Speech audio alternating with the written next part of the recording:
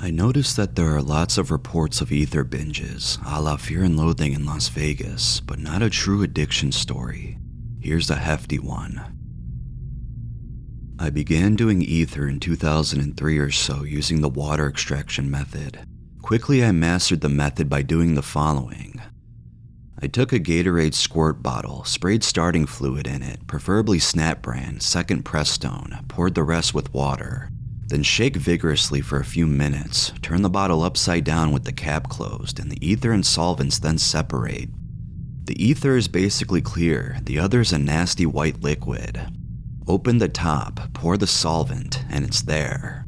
I'd also fold a shirt into a perfect square, pour ether on it, fold it across and squeeze it for a second so the ether soaks evenly into the shirt. Then I'd put a bandana over it and inhale it through that. All this does is stop me from rubbing ether on my face, an important step when addiction is in the equation. I also never sniffed it. I'd kiss the rag, as I like to say, and inhale orally. I'm detailing this just to show my experience with it. I did it so much, I had a complete technique in doing it. Now for the first couple of years or so, it was a fun little drug every now and then. I do it mainly when I was extremely upset or depressed. It would make me delirious to my problems so that when I came down, enough time had passed that I could deal with it naturally. It also helped me get over shyness. When I'd get that out of it, you don't really worry about being embarrassed or anything. So it made me confident and helped overcome hard times. I'd soon learn to regret this knowledge. About 6 months into 2006, I hit a stressful time. Now I should mention I have severe depression and anxiety before I continue. Family health problems, finances, woman troubles, etc. had stacked upon me and I began relying on my old cure too much. For the first couple of months I did it every day, a can or two. The effects began to wither away from their old selves quite abruptly, and finally one day I did something very stupid. I have a concrete well outside my house that was my place of zen for ether abuse. On this particular day, I had a dirty mix of ether. I've never seen it such a dark color, ever. Well, I poured a bowl pack, personal slang, and laid on the lid of the well with my feet and head hanging over the edges. I then laid the rag over my face and just inhaled and exhaled repetitively. I expected to, at the worst, knock myself out. Well, I heard something banging, so I shot up quickly. What I saw was monstrous. I saw one of my best friends locked in the back of my car, screaming and crying and beating on the back windshield. A mop that was dangling over my porch rail had grown an arm and started slapping the sides of the porch. A girl on my porch, who I later realized wasn't there either, started throwing dirt at me. In my wigged out stupor, I proceeded to yell at her and tell her to stop. I then ran onto the porch to stop her, and as I got up the steps, I saw that there was nothing there. I then realized I had been the victim of the most visually, audibly, and sensually intense hallucination I had ever experienced, and I've done a lot of hallucinogens, LSD, shrooms, AMT, 2CI, etc. I'm not telling this as a humorous anecdote or a wild trip report.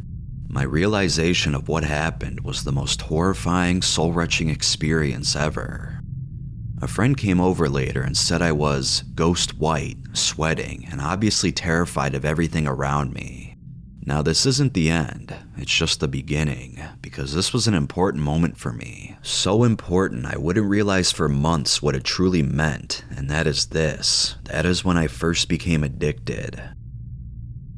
I know it sounds crazy and reckless, and my years of ether abuse probably helped my already unstable mind make this decision, but I then began doing it every single day for months and months. Every time my lips touched the rag, it was only moments until the next hallucination. I was fucking nuts. I believed that if apparitions threw breadcrumbs to the birds in the sky, then it was going to rain. I believed that by doing ether and essentially wigging out daily, what an LSD user would call a bad trip was my daily bread, that I was tapping into a world of ghosts and creatures unknown to anyone else. Like I said, I was fucking nuts. And one interesting note scientifically about this is that the hallucinations had some repetitive aspects. There were certainly new ones all the time, but some I could predict. I would talk to them and look for them every time I did it. I eventually got so used to this state of mind, I stopped fearing these hallucinations. There was a massive spider that creeped out from the side of my house and had a glowing underbelly that would illuminate my entire window. A man wearing old-fashioned biplane wings would creep behind trees and try to sneak up on me. If I looked at tree bark, it would form an image of my face, and this one was really interesting as the image was in real time. I would smile, and then it would smile. Put my hand on my head, it'd do the same, like a webcam that displayed within tree bark. I felt at the time that I had unlocked technology in my brain that no one had access to. Like I said, I was nuts. By far, the most unique and wild aspect of this hallucinatory experience was this. I'd look at the ground from above, on my porch, and the grass would follow my line of sight. So I'd move my eyes and the grass and leaves would move and follow my eyes, but on the ground. Inevitably, the most godlike feeling I ever had, I could move the earth with my mind. I even did a swirl to make the grass form the hillside in The Nightmare Before Christmas. What caused these hallucinations, I'm not sure. It didn't happen for a couple years, so I suspect it was the first signs of long-term damage. The extraction definitely isn't foolproof, and possibly those impurities damaged my brain somehow. In fact, I'd love to know why it happened. I put myself up for study just to know. By this point in my addiction, I was up to 5 cans standard a day. The weekends and random binges consisted of 7 to 8 cans. This continued for months, literally. It was getting very serious, as you can imagine. Since my roommate was a terrible alcoholic, a truly crippling, hospitalizing affliction, I quit drinking, quit meth, quit everything. I was strung out on starting fluid, and I didn't hide it. Most stores only stock about 2 to 3 cans at a time. I knew which stores were holding when their trucks came in, what brand, what price. I knew the best and worst places to cop my dope. I'd find a store with the whole box under the shelf and I'd have a fit of joy. I knew all the brands, the ones to avoid, the heptane-heavy brands. I could taste the sweetness in it. Eventually, one store called the law on me because I smelled so bad they thought I was huffing in the store. I wasn't, but the beauty of a $3 average fix is you don't have to resort to stealing, just borrowing money and scrounging change, which I did a lot. I wasn't allowed back there. Another store, I bought out so much they thought the starting fluid was being stolen and thus started putting it behind the counter. On the other hand, one Heartless station went from 2-can stock to an amazing 9-can stock because they were making so much off of me. No money and compassion, I suppose. In retrospect, my addiction to ether was an intense, terrible time in my life. It taught me that no drug should be taken lightly, and an addiction can happen with anything. It also caused me to lose jobs, weaken bonds within my family, lose friends, and completely lose faith in myself. I mean, at the end of the day, I was addicted to starting fluid for Christ's sake. I went about 6 straight months where no one could be in my presence and not smell the fumes. Trust me on this, that smell is impossible to overcome. I drank mouthwash, Huff Tag body spray, everything. I swear, all I wrote is true as life and is meant as a warning to all. The reports I've read, while informed, didn't give the grim side of the subject, and my experience is the grimmest.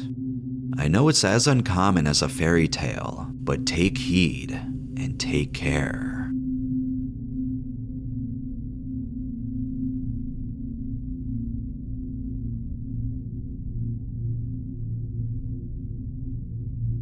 I know people are going to read this and say, well, she deserved that because she was stupid.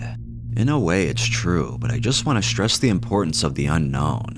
And when I say the unknown, I mean that even experienced longtime drug users like myself can sometimes fuck up and not realize how intense consequences will be. Anyway, I was driving to work on a Tuesday morning, not even to the interstate yet, and had a little bit of ether left in a can. I know it messes me up real bad, but I figured, hey, I can handle doing a small bit and still keep my eyes open enough to drive. I guess I ended up passing out or zoning out, and a few minutes later, my memory cuts off after the first hit, but I had to have still been awake at first because I made turns. While taking a shortcut to the interstate, I went through a fence and into a ravine. I don't remember the wreck at all. Like I said, my memory stops about 2 minutes before, but I do remember coming to from an ether high, experiencing that weird ringing in my ears, and feeling an enormous amount of pain surge throughout my entire body. I ended up totaling the rental car I was driving, a 2001 model at that, having second-degree burns on my neck, chest, and stomach, fracturing my shin bone on one leg, badly fucking up my other leg, and cracking a rib. I thought I could handle it, but I made an almost deadly mistake. I just thank God I didn't involve anyone else in this stupid, preventable wreck. I still mess with weed, but ether is off my list completely, as are all other inhalants.